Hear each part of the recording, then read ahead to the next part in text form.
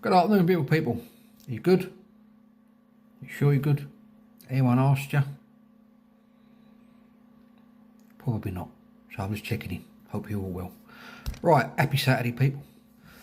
I'm going to do something. I'm going to read you a chapter from my book. Some people asked about it and asked about a couple of the chapters. So I'm going to read you a couple.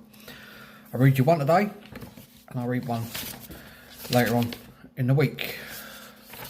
I'm going to read you chapter 2 from It's Time to Open Up, Not Man Up.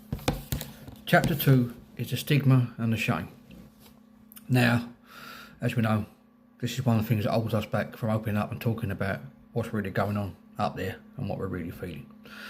So here we go. So bear with me. I'm not Morgan Freeman. I'll give it a go. Chapter 2, stigma and the shame. All right, let's get down to brass tacks. We're talking about stigma and shame. Two words that have been weighing heavy on the shoulders of us blokes for far too long. Now, I ain't going to sugarcoat it or beat around the bush.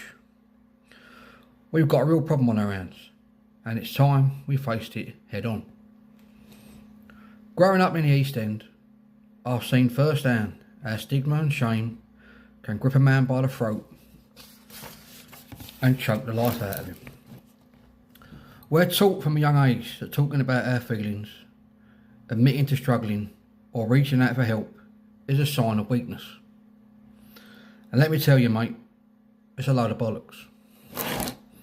But here's the thing. That stigma and that shame, it runs deep. It's ingrained in us, passed down from generation to generation like some twisted rite of passage. And breaking free from it ain't easy.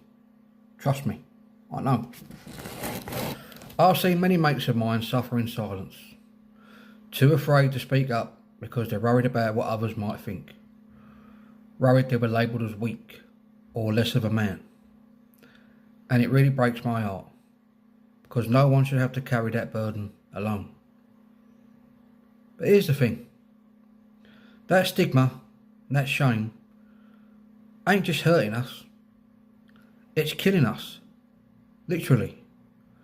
Suicide rates among men are through the roof, and a big part of that is because we're too afraid to admit we're struggling, too afraid to ask for help, too afraid to be seen as anything less than tough as nails. Let me tell you something, mate. Asking for help ain't weak, it's the bravest thing you can do, because it takes real strength